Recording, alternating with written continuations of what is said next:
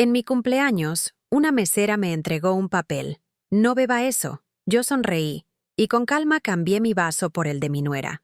5 minutos después, su reacción hizo que todos quedaran sin aliento. Me llamo María Elena, tengo 68 años, y esa tarde elegimos un restaurante sencillo del barrio, El Buen Sabor.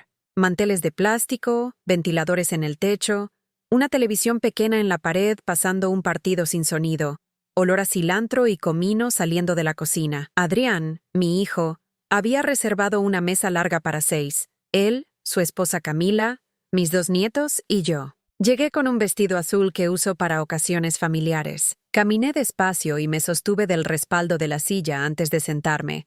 Camila me dio un beso en la mejilla, corto, sin calor. «Feliz cumpleaños, suegra», dijo. «¿Pudo venir sola?» «Sí, mi amor», respondí. Evité explicar cómo me costó bajar del colectivo y cruzar a paso lento. No quería dar tema. «Espera un momento antes de seguir adelante. Háganos saber desde qué parte del mundo estás mirando. Y si te encantan estas historias, no olvides suscribirte. El episodio de mañana será absolutamente alucinante». Adrián estaba de buen humor. Saludó al dueño, don Ernesto, como si fueran amigos de años. Pidieron una jarra de limonada, otra de Jamaica y vino tinto para el brindis. Camila insistió en elegir los platos. Enchiladas verdes, carne a la plancha para Adrián, milanesas para los niños. Yo dije que con una sopa estaba bien. Ella sonrió como quien concede algo. «Mamá, hoy coma bien», dijo Adrián. «Es su día». La mesera que nos atendía era joven, trenza apretada, uniforme que le quedaba grande. Tenía una placa con el nombre Rocío. Trajo los vasos, el vino ya abierto y un sacacorchos viejo. Puso 2 copas frente a mí y a Camila. Mientras servía, Camila comentó algo sobre la vajilla, el color, lo modesto del lugar. No era un insulto directo, pero lo sentí igual. «Brindemos», propuso Adrián. «Por mi mamá». Rocío se acercó por mi lado para dejar el canasto con tortillas. Mientras bajaba la mano, deslizó un papelito doblado cerca de mi plato. Nadie lo vio. Lo cubrí con la servilleta y esperé a que se alejara. El corazón me latía rápido por la sorpresa más que por el miedo. Abrí el papel despacio, sin levantar del todo la servilleta. «No beba eso». Leí 2 veces para creerlo. Volví a mirar la copa. El vino estaba limpio, sin nada flotando. Olí la superficie, olía a vino. Miré a Rocío. Ella estaba de espaldas, sirviendo en otra mesa. Miré a Camila. Hablaba con Adrián sobre la escuela de los niños. Nadie se fijaba en mí. No pensé mucho. Tomé mi copa y, fingiendo acomodar los platos, la acerqué a Camila. «Ay, me equivoqué de vaso», dije en voz baja. «Este era el tuyo, ¿no? Yo debo tomar agua». El doctor me dijo. «No, suegra, ese es el suyo», contestó sin mirarme. «Te juro que me confundí», insistí, llevándome la copa de Camila hacia mí y poniendo la mía frente a ella, todo en un movimiento breve, sin exagerar. Camila alzó los ojos, me midió, y luego se encogió de hombros. Adrián estaba pendiente de su teléfono. Los niños jugaban con las servilletas, haciendo pelotitas. «Bueno», dijo Camila cortante, «brindemos». Chocamos las copas. Yo apenas toqué el borde con los labios para no levantar sospechas y luego dejé la copa en la mesa. Adrián bebió un buen trago. Camila también, aunque la vi dudar una milésima de segundo. Nadie más notó esa pausa. Sentí la garganta seca. Abrí la jarra de agua y llené mi vaso. Los platos tardaron. Don Ernesto pasó a saludar. Me puso una mano en el hombro y me felicitó. Camila aprovechó para preguntarle si podían bajar un poco la música. Era una cumbia suave de fondo, nada estridente. Él dijo que sí, sin molestarse. Adrián pidió más servilletas. Todo era normal, hasta que dejó de serlo. Camila se quedó quieta mirando su copa. Parpadeó muchas veces. Llevó una mano al cuello. «¿Estás bien?», preguntó Adrián. «Sí, es que me arde la garganta», dijo ella. «Raro. Toma agua», sugerí con voz tranquila. Bebió de mi vaso. Al segundo, se puso pálida. Empezó a toser. Una tos seca, insistente. Los niños la miraron serios. Adrián se levantó de golpe, tirando la servilleta al piso. «¿Qué pasó?», preguntó. Camila apretó el borde de la mesa. Tenía los labios tensos, los ojos vidriosos. «Me duele. Aquí», se señaló el pecho. «Y la garganta está quemando. Traiga agua, por favor», gritó Adrián hacia la barra. Rocío llegó con una botella fría. Camila bebió un sorbo y volvió a toser, ahora más fuerte. El restaurante bajó el volumen de las conversaciones como si todos se pusieran en pausa. Don Ernesto se acercó. Preguntó si necesitábamos ambulancia. Adrián dijo que no, que esperaran, que tal vez era una alergia. Camila negó con la cabeza. Empezó a respirar rápido, como si le faltara aire. Rocío dio un paso atrás, nerviosa, mirando a todos para ver si alguien sabía qué hacer. «Camila», dije, inclinándome, «¿quieres que te acompañe al baño?» «No, me mareo», balbuceó. Adrián tomó su bolso y le buscó un antihistamínico. No lo encontró. Los niños se pegaron a la silla con los ojos grandes, callados. Yo sentí un hormigueo en las manos. Miré mi copa y la suya. Pensé en el papel. Pensé en la mesera. No hablé. Don Ernesto trajo un banco pequeño. Camila apoyó los pies y respiró mejor. La tos cedió un poco, pero la palidez seguía. De pronto, volvió a llevarse la mano a la garganta. «Arde», repetía. «Nunca sentí esto así. Puede ser el vino», dijo Adrián.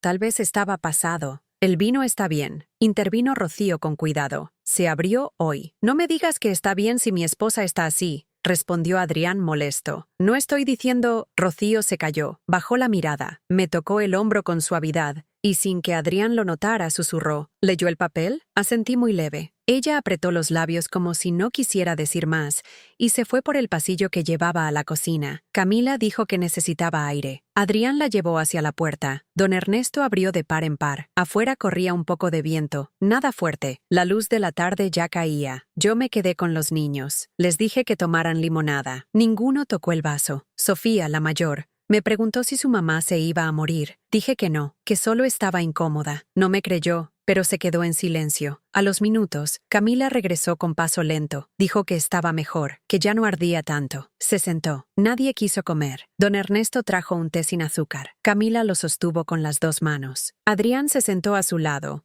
estresado. «Mamá», dijo, «usted no tiene la culpa, pero hoy fue mala idea elegir vino». «El vino lo pidió Camila», respondí con calma. «Igual, no sé», dijo él, evasivo. Detrás de su hombro, vi a Rocío asomarse desde la cocina y hacerme una seña breve, casi invisible. Con el mentón indicó la puerta lateral donde está el pasillo de servicio. Después desapareció. Sentí una punzada en el estómago. No estaba segura de nada, pero sabía que no era un malentendido cualquiera. Adrián se levantó a pagar. Quería irse. Don Ernesto insistió en revisar la cuenta. Dijo que era cortesía de la casa por el mal momento. Adrián no aceptó al principio. Luego sí. Camila habló poco. Evitó mirarme. Tenía los ojos irritados. Cuando Adrián se distrajo en la caja, me incliné hacia ella. «¿Te sientes mejor?» «Sí», contestó seca. «Me arde menos». «Tal vez algo cayó en la copa», dije tanteando. «¿Insinúa que alguien me puso algo?» Me cortó con voz baja, tensa. «No, no insinuó», dije. Me mordí la lengua. No quise provocar. Camila me sostuvo la mirada 3 segundos. Luego se acomodó el cabello y se volvió hacia los niños. Al levantarnos recogí mi bolso. El papel seguía bajo la servilleta. Lo tomé con cuidado y lo guardé. Afuera, Adrián le preguntó a Camila si quería pasar por una farmacia. Ella dijo que mejor llegar a casa y descansar. Abracé a mis nietos. Les dije que me llamaran cuando llegaran. Camila me dio otro beso en la mejilla, más frío que el primero. Adrián me acompañó hasta la esquina. «Mamá, la próxima hagamos algo en casa», dijo. «Menos lío. Como quieras, hijo». Camila se asustó mucho. «Póngase en sus zapatos». «Yo también me asusté», contesté. Él asintió sin mirarme directamente. Sonó su teléfono. Era Camila. Corrió hasta el auto. Yo seguí caminando despacio hacia la parada del colectivo. A mitad de cuadra, escuché pasos. Era Rocío. «Perdón, señora», dijo agitada. «Tenía que hablarle ahora». «¿Qué es lo que sabe?», pregunté, sin rodeos. Miró a los lados como si alguien pudiera escuchar. Tenía las manos húmedas. Apretaba el delantal. «Yo no quiero problemas», empezó. Pero vi a su nuera en la barra cuando don Ernesto estaba en la cocina y yo atendía otra mesa. Tenía su copa en la mano. No era la copa del resto. Estaba sola ahí, mirando a todos. Después la dejó en su sitio y se fue sonriendo. Me quedé callada. No quise moverme. Sentí un peso en la espalda. «¿Estás segura?», pregunté. «Sí, por eso le escribí el papel». No podía decirlo en voz alta. Si me equivoco, me echan. Pero no creo que me equivoque. Yo trabajo acá hace 2 años. No me meto en nada, pero hoy me dio miedo. Gracias, dije. La palabra salió pequeña. Hay cámaras, agregó ella. Pequeñas, las puso don Ernesto por los robos de hace meses. No siempre funcionan bien, pero quizá, no sé. Si usted quiere, yo puedo preguntar. Disimulando, guardé silencio. Miré el papel que había metido en el bolso. Lo saqué unos centímetros. Tenía otra línea por detrás, que no había visto en el restaurante. Hable conmigo detrás. 7 Savio PM. Eran las 6:20. Levanté la vista. ¿Usted escribió esto? Sí. Si quiere venir, yo salgo un rato a la puerta lateral. Le cuento lo que alcance. No quiero líos. Tengo a mi mamá enferma y necesito el trabajo. Lo entiendo, dije. No voy a decir su nombre. Rocío asintió. Se fue rápido. Yo me quedé quieta mirando el piso. Respiré. Caminé hasta la parada. Me temblaban las manos, así que las guardé en los bolsillos. Llegué a casa antes de las 7. Dejé el bolso sobre la mesa. Puse agua para un té que no tomé. Miré el reloj. Me senté y me levanté varias veces. A las 6:55 salí de nuevo. El pasillo lateral del restaurante estaba en penumbra. Olía a gas y a grasa caliente. Se oían las voces de la cocina, platos chocando, la campanita de los pedidos listos. A las 7:02, la puerta se abrió y Rocío salió. Tenía una chaqueta liviana encima del uniforme. «Solo un minuto», dijo. «No pueden verme acá afuera». «Gracias por venir», respondí. Vi a su nuera mover la copa. Estoy casi segura. Y hoy temprano escuché algo más. No sé si tiene que ver, pero la oí hablar con su esposo en la puerta del baño. Ella dijo algo de resolver de una vez, y él le dijo que no hablara así en público. No escuché todo. Pasé de largo. «¿A qué hora?», pregunté. «Antes de que usted llegara. Yo estaba poniendo los cubiertos. Disculpe, me tengo que ir. Si consigo las grabaciones se las paso. Pero si me delatan, no voy a decir nada», prometí. Rocío volvió adentro. Yo caminé hasta la esquina. Saqué el teléfono. Tenía 2 mensajes de Adrián. «Llegamos y Camila está mejor». Contesté con un «me alegro». Guardé el celular. Encendí y apagué la pantalla varias veces. Me subí al colectivo y me senté en la ventana. Miré las luces de los negocios, la gente con bolsas de harina y verduras, un señor cerrando su taller. Llegué a casa a las 7:40. Abrí la puerta, prendí la luz del comedor. Me senté frente a la mesa y puse el papel delante de mí. Le di la vuelta de nuevo, como si fuera a aparecer otra línea. No apareció nada. Fui a la cocina, busqué un vaso y bebí agua. Las piernas me temblaban todavía. Fui al cuarto y prendí la luz de la mesa de noche. Ahí está la foto de Jorge, mi marido, que murió hace años. No recé, solo respiré. Volví al comedor. El teléfono sonó. Era Adrián. «Mamá, Camila ya está acostada. Dice que fue una mezcla del vino con la pastilla para el dolor de cabeza. Nada grave». «Qué bueno», dije. Quería preguntarle, «¿Usted notó algo raro?». Su tono cambió, como si buscara algo. Miré el papel. Lo doblé otra vez. «No», mentí. «Todo normal». «Ok». Descansé. «Luego la llamo». Colgué. Me quedé sentada un rato largo. No quise pensar demasiado, pero la imagen de la copa sola en la barra no se iba. Tampoco la frase «resolver de una vez». Guardé el papel en la agenda, esa vieja de tapas duras donde anoto los pagos de luz y gas. Cerré con la banda elástica. A las 9:10, alguien tocó el timbre suave. 2 veces. Me acerqué con cuidado. Miré por la mirilla. No vi a nadie. Abrí apenas. En el piso había un sobre chico, sin nombre. Lo recogí. Lo abrí en la mesa. Adentro, una nota escrita a mano con la misma letra de Rocío. «Pregunte por el vino de mesa. Lote 23. Guarde silencio». Debajo, un número de teléfono. Me quedé quieta, con el sobre en la mano. No supe si agradecer o asustarme. Fui a la cocina y dejé el papel al lado de la radio. Apagué las luces y me senté otra vez. No quería avanzar ni un paso más sin estar segura. Pero ya no era una sospecha en el aire.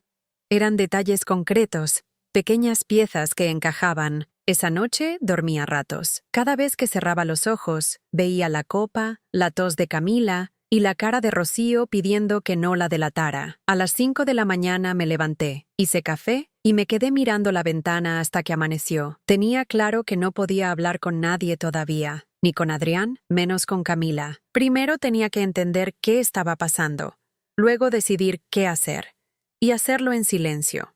Salimos del restaurante con un silencio pesado. Nadie comentaba lo ocurrido, como si fingir normalidad pudiera borrar la imagen de Cecilia retorciéndose frente a todos, con la cara desencajada y sudando frío. Diego la sostenía del brazo, preocupado, pero sin mirarme ni una sola vez. Martín, como siempre, parecía querer desaparecer.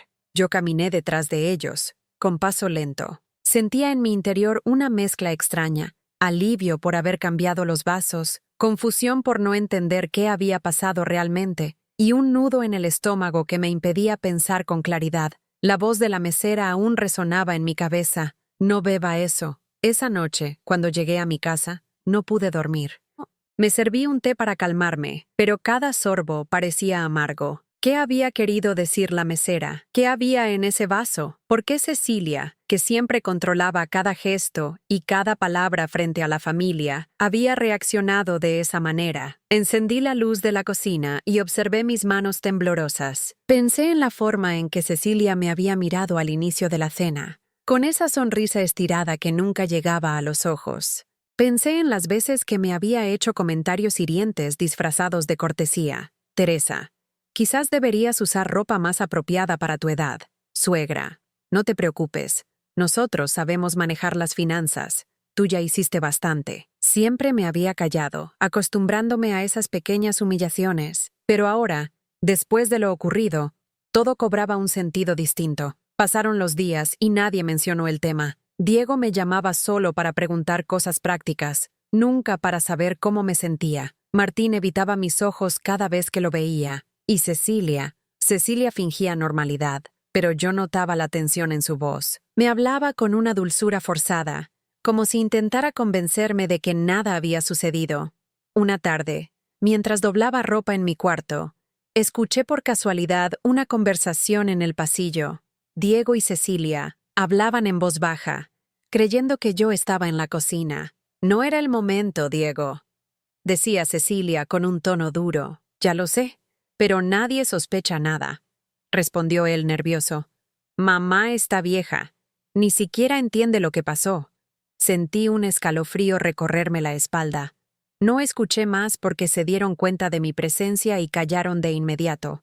Pero esas palabras fueron suficientes para despertar en mí una sospecha que ya no pude ignorar. Esa noche me acosté con los ojos abiertos, mirando el techo. Por primera vez en mi vida, pensé que tal vez mi propia familia deseaba hacerme daño. No solo humillarme, no solo apartarme, algo más oscuro. Los días siguientes comencé a observar a Cecilia con más atención. Cómo se adueñaba de las conversaciones familiares, cómo decidía qué se hacía en la casa de Diego, cómo trataba a Martín como si fuera un sirviente, y sobre todo, cómo me trataba a mí, con esa mezcla de condescendencia y desprecio que me hacía sentir invisible. Cuando me invitaban a su casa, notaba que siempre me servían la comida en un plato distinto al de los demás. Decían que era porque sabían que yo comía menos, que era más cómodo para mí. Al principio no le di importancia, pero ahora todo me parecía sospechoso. Empecé a fijarme. Cecilia era la única que preparaba mi plato, la única que insistía en traerme un vaso de jugo ya servido, sin que yo lo pidiera. Una tarde de domingo, mientras todos charlaban en la sala, yo fui a la cocina a dejar los platos. Al entrar, vi a Cecilia guardando algo en el bolso rápidamente. Cuando me miró, se notaba que no esperaba que apareciera en ese momento. ¿Todo bien, Teresa?, me dijo con una sonrisa falsa. Sí, solo venía a dejar esto. No dije nada más, pero mi corazón latía tan fuerte que apenas podía respirar. Esa misma noche, llamé a una amiga de toda la vida, Mercedes. Hacía tiempo que no hablábamos, pero sabía que podía confiar en ella. Le conté lo ocurrido en el restaurante, la advertencia de la mesera, la reacción de Cecilia, mis sospechas. Mercedes guardó silencio por unos segundos y luego dijo: Teresa, tienes que tener cuidado. Esa mujer no es de fiar. Siempre lo supe. Desde que la conocí, noté algo en su mirada. No sé qué planea, pero no es nada bueno. Colgué el teléfono con la garganta apretada. Era la primera vez que le ponía voz a mis miedos. y escucharlos en boca de otra persona los hacía aún más reales. Pasaron semanas, y mi vida se llenó de pequeños momentos de tensión. Cecilia insistía en que debía mudarme a un departamento más pequeño. Decía que sería más cómodo para mí. Diego la apoyaba, repitiendo como un eco cada palabra de su esposa. Martín, como siempre, se quedaba callado.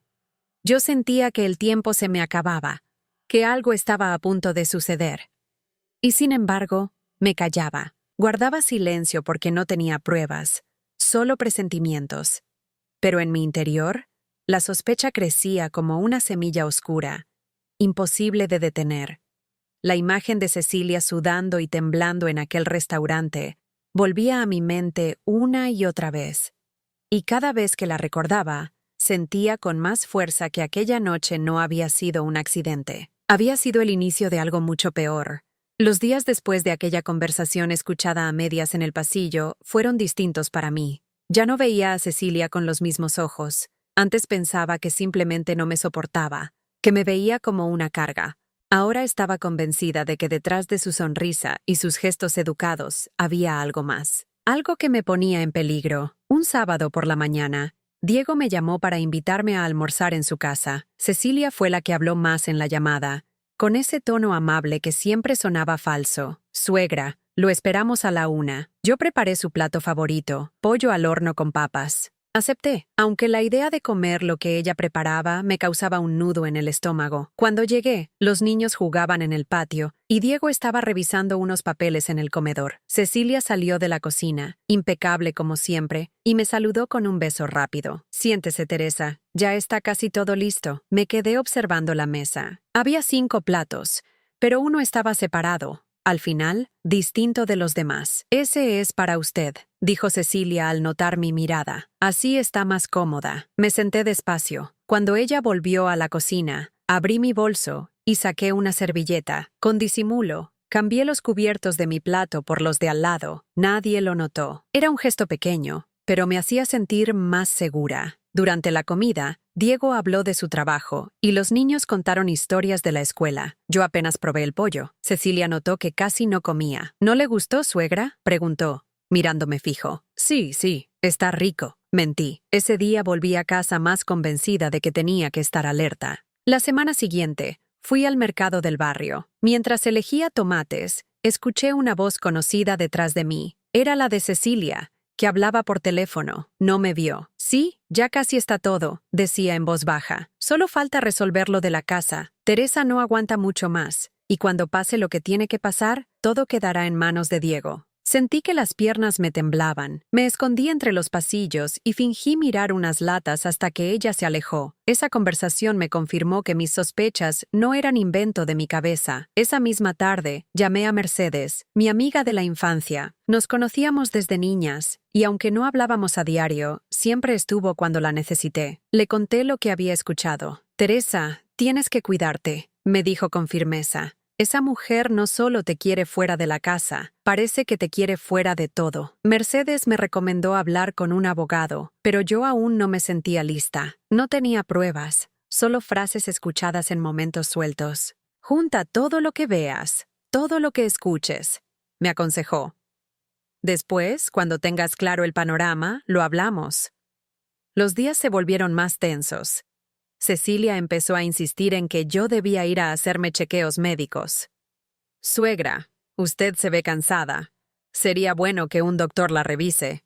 A esta edad, nunca se sabe. Lo decía frente a Diego, que asentía sin cuestionar. Yo respondía con evasivas, pero cada vez que lo mencionaba, sentía que había una intención oculta. Una noche, mientras estaba en su casa viendo la televisión con los niños, escuché a Cecilia y Diego discutir en la cocina. No puedes seguir dudando, decía ella en tono duro. Es lo mejor para todos. No me pidas eso, Cecilia, respondió Diego, nervioso. Es mi madre. Tu madre ya vivió su vida.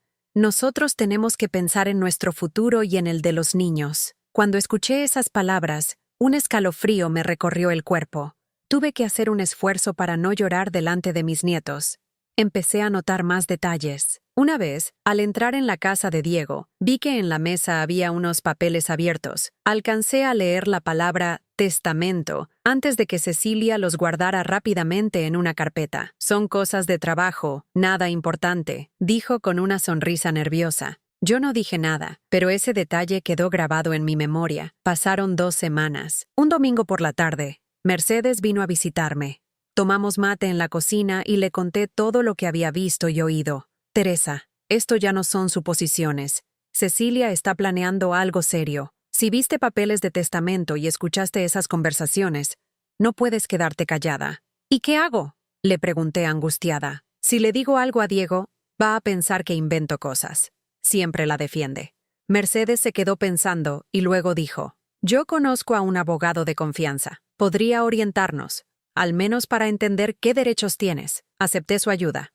Antes de ver al abogado, quería estar más segura, así que empecé a observar a Cecilia con más cuidado. Una tarde, mientras ella estaba ocupada en la cocina, me acerqué a su bolso, que había dejado en la sala. No lo abrí, pero vi que sobresalía un frasco pequeño, con una etiqueta que no alcancé a leer. Cuando ella volvió y lo guardó apresurada, supe que algo escondía. Esa noche apenas pude dormir. Cada vez que cerraba los ojos, veía la copa de vino en el restaurante, la tos de Cecilia, el papel de la mesera. Todo empezaba a encajar. Al día siguiente, Diego pasó a visitarme solo. Me habló de cosas triviales, pero yo notaba que estaba inquieto. Mamá, dijo de pronto, ¿te has sentido rara últimamente? ¿Mareos? ¿Dolores? No, hijo. ¿Por qué lo preguntas? Nada, es que Camila dice que deberías hacerte análisis de sangre. Por prevención. Lo miré a los ojos. Evitó mi mirada. No mencionó más el tema y cambió la conversación, pero yo ya estaba segura. Cecilia estaba detrás de todo. Esa misma semana, volví a encontrarme con Rocío, la mesera del restaurante. Estaba comprando verduras en la feria. Me acerqué con cautela. Gracias por lo que hizo aquella noche, le dije en voz baja. Ella me miró con miedo. No puedo hablar mucho, señora. Solo vi que su nuera estaba en la barra con su copa. No quería meterme en problemas. Lo entiendo. No diré su nombre. Tenga cuidado, me advirtió. Esa mujer no la quiere cerca. Sus palabras me dieron escalofríos. Volví a casa y llamé a Mercedes. Es suficiente, Teresa, me dijo con firmeza. Vamos a hablar con ese abogado.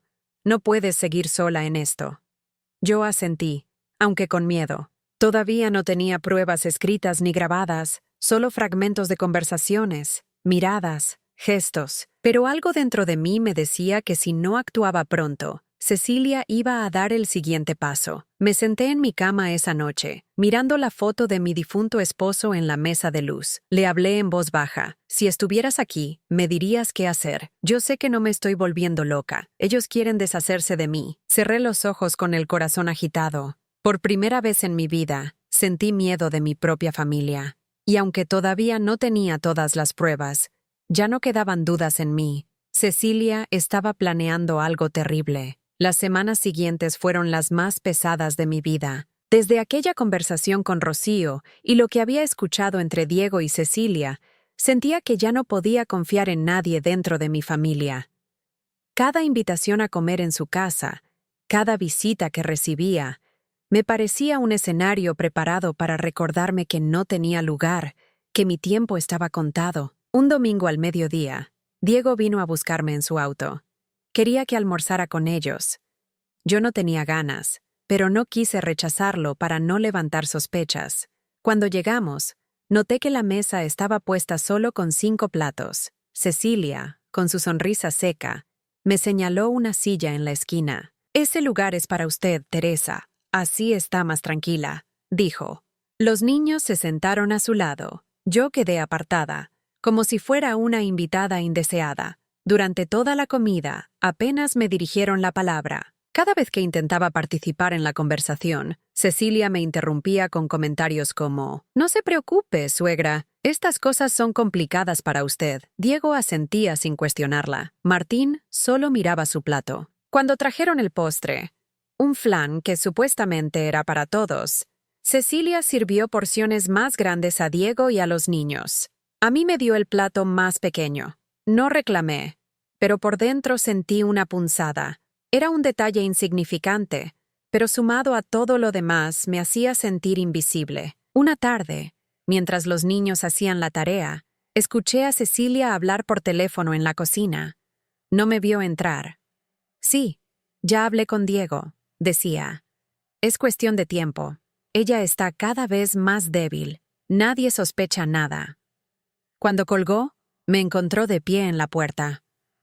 ¿Está bien, Teresa?, preguntó con una sonrisa cínica. Sí, vine por un vaso de agua, respondí. Fingí normalidad, pero por dentro estaba temblando. Esa noche, en mi casa, me senté frente a la mesa con la foto de mi esposo. No pude contener las lágrimas. Me sentía sola, acorralada, como si el enemigo estuviera dentro de mi propia familia. Recordé todos los sacrificios de mi vida, los años trabajando para que Diego y Martín estudiaran, las noches sin dormir cuidando a los niños enfermos, los domingos en que cocinaba para que todos compartiéramos en familia. ¿Y ahora? Ahora era una carga de la que querían librarse. La presión no tardó en aumentar. Cecilia empezó a insistir cada vez más en que debía mudarme a un lugar más adecuado.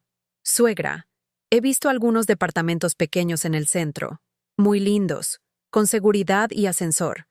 Sería lo mejor para usted. Diego la apoyaba en todo. Mamá, es por tu bien. Estarías más cómoda y no tendrías tantas responsabilidades. Yo guardaba silencio. Sabía que no era preocupación. Era un plan para sacarme del medio. Martín, sentado a la mesa, apenas murmuró. Tal vez sea lo mejor, mamá.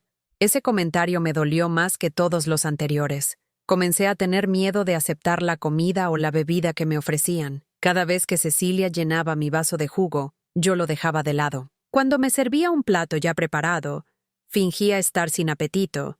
Nadie parecía notarlo, pero yo sentía que me estaba protegiendo. Una tarde, durante una reunión familiar, Cecilia me sirvió una taza de té, la dejó frente a mí con una sonrisa. Yo la miré un momento y luego dije, «Gracias, pero prefiero agua». «¿No confía en mí, Teresa?», preguntó con un tono extraño. «No es eso, es que el té me da acidez», respondí rápido. Diego cambió de tema, pero yo vi en los ojos de Cecilia un brillo de enojo. Mi salud empezó a resentirse. No era por enfermedad, sino por los nervios. Dormía mal, comía poco, y pasaba las noches pensando en todo lo que había descubierto. Mercedes venía a visitarme con frecuencia, me traía pan casero y se quedaba a hacerme compañía. «Tienes que ser fuerte, Teresa», me decía. «No puedes dejar que ellos te quiebren». Yo asentía, pero la verdad era que cada día me sentía más débil. Un viernes, mientras estaba en la casa de Diego, ocurrió algo que me marcó. Cecilia estaba hablando con una vecina en la sala. Yo escuchaba desde el pasillo. «La pobre Teresa ya no puede sola», decía Cecilia con tono de lástima. «Diego y yo pensamos que lo mejor sería un asilo. Allí estaría cuidada, rodeada de gente de su edad». La vecina asintió. Yo sentí que me ardía la cara. Entré en la sala y dije, «No necesito un asilo. Estoy bien en mi casa». El silencio fue incómodo. Cecilia sonrió como si no pasara nada. «Claro, Teresa. Solo hablábamos de opciones». Diego bajó la mirada. Nadie me defendió. Esa noche, cuando regresé a mi casa, me sentí derrotada. Encendí la radio para no sentir el silencio, pero nada podía calmarme. Me preguntaba cómo era posible que mi propio hijo apoyara esas ideas. ¿Qué había hecho mal como madre para merecer ese trato? Mercedes vino al día siguiente. Me encontró llorando en la cocina. «Ya basta, Teresa. No puedes seguir así. Esa mujer está ganando terreno porque tú no dices nada. Tenemos que ver al abogado cuanto antes». «¿Y si Diego se enoja conmigo?», pregunté. «Diego ya eligió a quién escuchar», respondió ella con frialdad. «Ahora tienes que pensar en ti». Acepté acompañarla. Nos reunimos con un abogado de confianza de Mercedes en su oficina del centro. Le conté todo. El papel de la mesera, la reacción de Cecilia en el restaurante, las conversaciones que había escuchado, los comentarios sobre el testamento. «Señora Teresa», me dijo el abogado con seriedad, «usted debe proteger sus bienes. Si no hace nada, corre el riesgo de que su hijo y su nuera tomen decisiones a sus espaldas». Me explicó que podía modificar mi testamento, cambiar la titularidad de ciertas propiedades y dejar todo en orden para que nadie pudiera manipularlo. Salí de esa oficina con una mezcla de miedo y alivio. Por primera vez sentía que tenía un camino, aunque todavía dudaba de si era capaz de dar ese paso. Esa misma noche, Diego vino a mi casa. Parecía nervioso. «Mamá, estuve pensando en lo que hablamos. Creo que deberías considerar seriamente mudarte. Camila solo quiere ayudarte». Yo lo miré a los ojos y le pregunté, «¿De verdad crees que tu esposa quiere ayudarme, Diego?» Él se quedó callado unos segundos. Luego bajó la mirada. «Mamá, no hagas esto más difícil». Cuando se fue, cerré la puerta con el corazón hecho pedazos. Comprendí que ya no podía esperar nada de él. Los días se volvieron cada vez más pesados. Cecilia controlaba cada detalle de mi relación con los nietos. A veces no me dejaba sola con ellos. Decía que estaba muy cansada. Los niños empezaron a repetir frases que escuchaban en su casa. «La abuela está viejita, ya no puede», me dijo un día Sofía, mi nieta mayor. Sentí un dolor profundo. Ya no era solo yo la que sufría. Era mi imagen ante los ojos de mis nietos lo que estaban destruyendo. Mercedes seguía insistiendo en que debía actuar. Una tarde, mientras tomábamos café en mi cocina, me dijo con firmeza, «Teresa, ellos no van a parar. Cada día que pasa, te hacen más débil. Si no tomas una decisión pronto, te van a borrar de todo». Yo asentí en silencio. Sabía que tenía razón. Esa noche, sola en mi cama, comprendí que había llegado al límite. No podía seguir aguantando humillaciones y desprecios. No podía dejar que Cecilia se saliera con la suya. Tenía que dar un paso, aunque me doliera reconocer que mi propio hijo estaba de su lado. Me quedé despierta hasta la madrugada, con los ojos fijos en el techo. Por primera vez en mucho tiempo, en medio del dolor y la tristeza, sentí una chispa de decisión. Mercedes vino a verme un lunes por la mañana, apenas después de que yo hubiera terminado de barrer el pasillo de mi casa. Me encontró con la escoba en la mano y la cara cansada. «Teresa, ya no podemos perder más tiempo», me dijo apenas entró. «Tenemos que empezar a juntar pruebas». Nos sentamos en la cocina con un café y ella sacó una libreta de tapas duras. «Apunta todo lo que recuerdes», me explicó. «Fechas, frases, lo que escuchaste en el mercado, lo de la vecina, lo del restaurante. Aunque te parezca pequeño, todo puede servir». Al principio dudé. Siempre había sido discreta, de las que prefieren callar antes que armar un escándalo. Pero Mercedes me convenció de que ya no se trataba de orgullo, sino de supervivencia. Tomé el bolígrafo y empecé a escribir. Apunté lo del papel de Rocío en el restaurante, el cambio de copas, la tos de Cecilia, después la conversación en el mercado sobre la casa, lo que escuché en la cocina cuando Diego dijo que era lo mejor para todos, los papeles de testamento en la mesa. A medida que escribía, me temblaban las manos. Mercedes me miraba con seriedad. «Esto no es imaginación, Teresa. Aquí hay un patrón.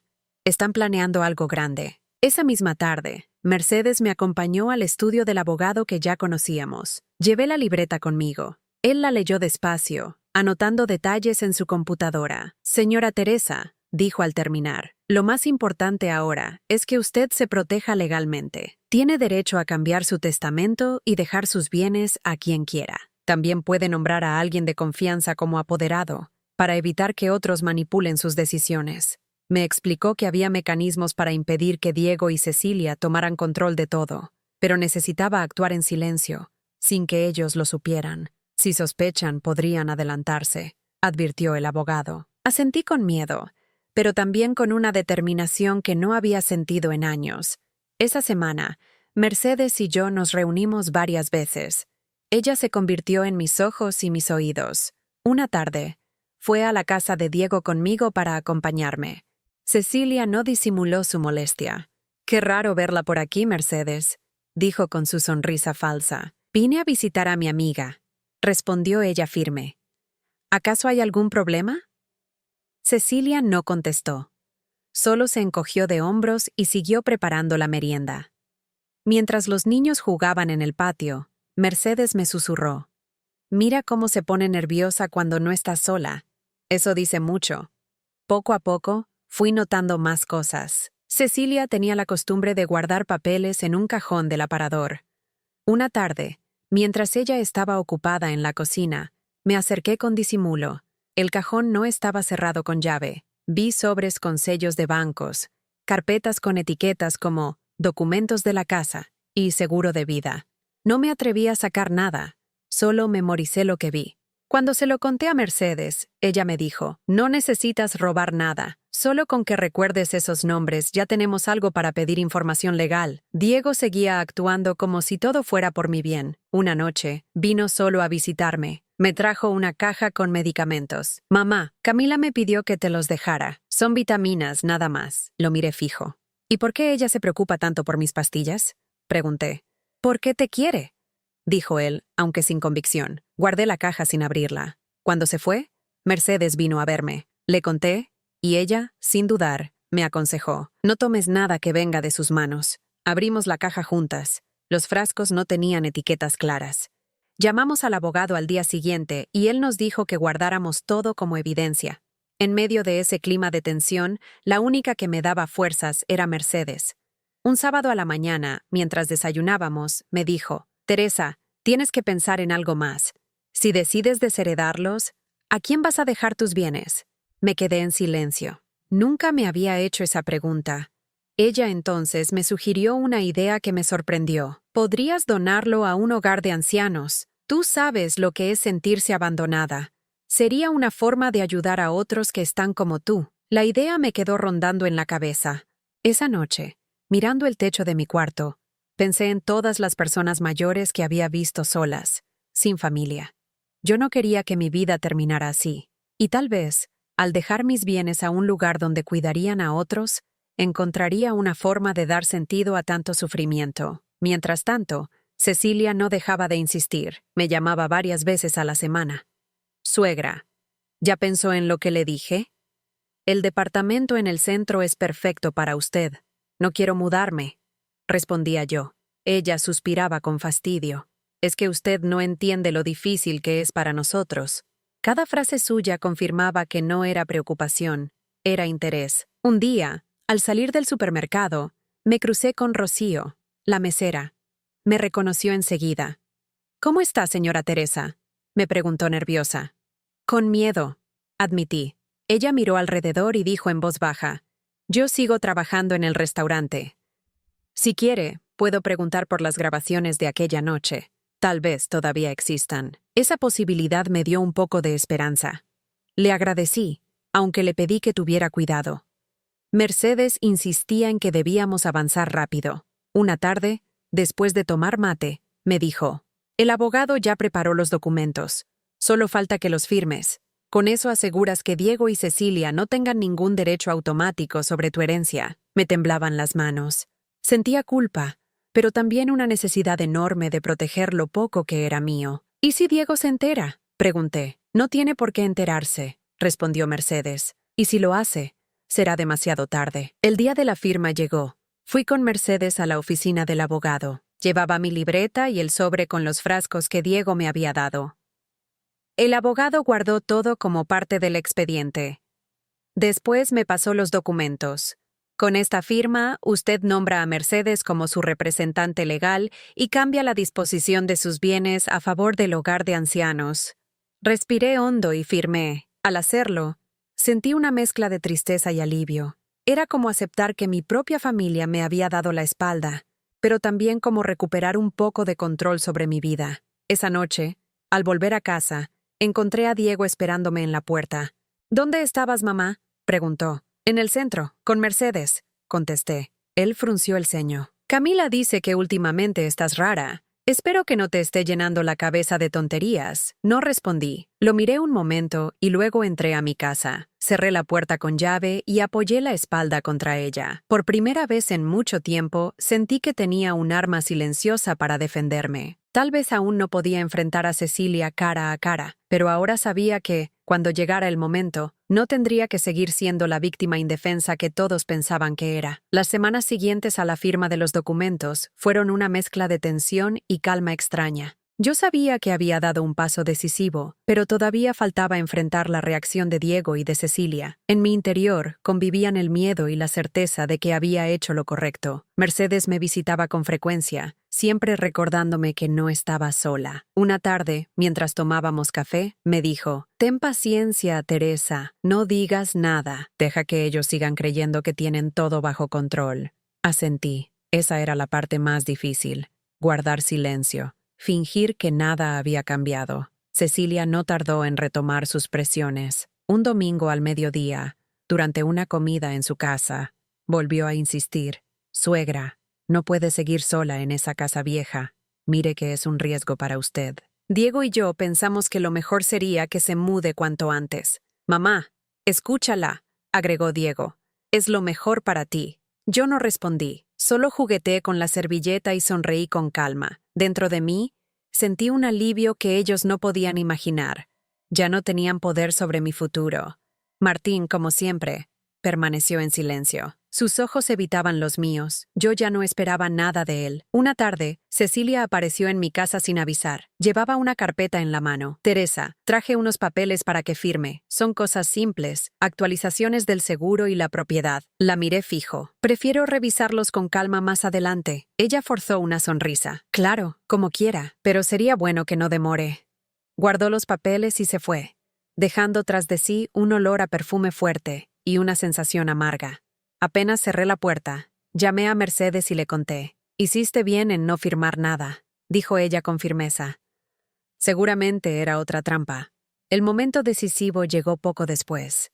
Una mañana recibí una llamada del abogado. «Señora Teresa, ya está todo registrado oficialmente. Su testamento ha sido modificado y la titularidad de sus bienes está protegida. Nadie podrá reclamar nada en su contra». Colgué el teléfono con las manos temblando. Me quedé sentada en la mesa de la cocina, respirando hondo. Era oficial. Diego y Cecilia ya no tendrían derechos sobre nada. La noticia no tardó en estallar. Una semana después, Diego vino a mi casa, alterado. «¿Mamá? ¿Qué hiciste?», gritó apenas entró. «Me llamaron del registro. Dicen que cambiaste el testamento». Yo lo miré con calma. «Sí, Diego, lo cambié». «¿Cómo pudiste?», insistió, rojo de furia. «¿Qué va a pasar con nosotros, con los niños? Ellos tienen a sus padres para cuidarlos. Yo me tengo a mí misma». En ese momento entró Cecilia, que lo había acompañado. Su cara estaba desencajada. «Sabía que era idea de Mercedes», dijo con rabia. «Siempre metiéndose donde no la llaman».